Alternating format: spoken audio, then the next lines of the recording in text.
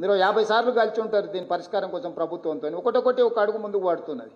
నేను ఢిల్లీకి పోయినప్పుడల్లా లెక్కలేస్తారు ఆరాజ్ పాట వాడినట్టు, ఒకటోసారి, 20ఓసారి, 30ఓసారి, 50ఓసారి. ఢిల్లీలో మాకు ఒక 3 ఎకరాలలో ఒక పెద్ద భవనమే ఇచ్చిండ్రు ముఖ్యమంత్రి ఉండి కేంద్ర ప్రభుత్వంతో చర్చించి సమస్యలు పరిష్కరించుకోమని.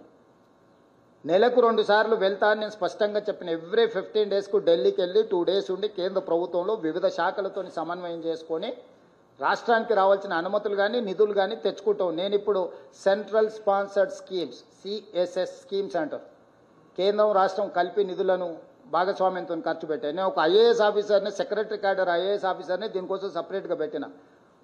తెలంగాణ భవన్ రెసిడెంట్ కమిషనర్ను వేరే పెట్టిన.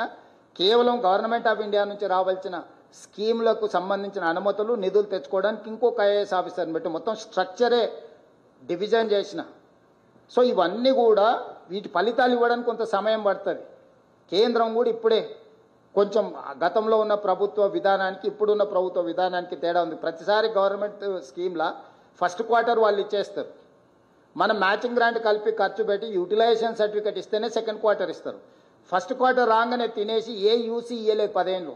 ఇప్పుడు వాటన్నిటిని స్ట్రీమ్ లైన్ చేసి ఏ విధంగా కేంద్రం నుంచి 60% వస్తే ఎంబడే 40% అందులో కలిపి మేము పేమెంట్లు రిలీజ్ చేస్తున్నాం. అందుకే కేంద్రం నుంచి వచ్చే నిధులు పెరిగినాయి.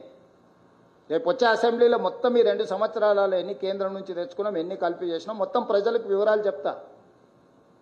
కేంద్రంలో తెలంగాణ నుంచి ఉన్న మంత్రి అడ్డం పడని విషయంలో తెలంగాణలో కూడా అందరు కాదు, ఓన్లీ కిషన్ రెడ్డి గారు ఎందుకో, కేటీఆర్ ఇద్దరు బ్యాడ్ బ్రదర్స్ ఇద్దరు ఎందుకో బ్యాడ్ మైండ్ సెట్లు ఉన్నారు. మిగతా బీజేపీలో ఎవరితో కూడా ఏం పెద్ద సమస్య లేదు. Only these 2 bad brothers are doing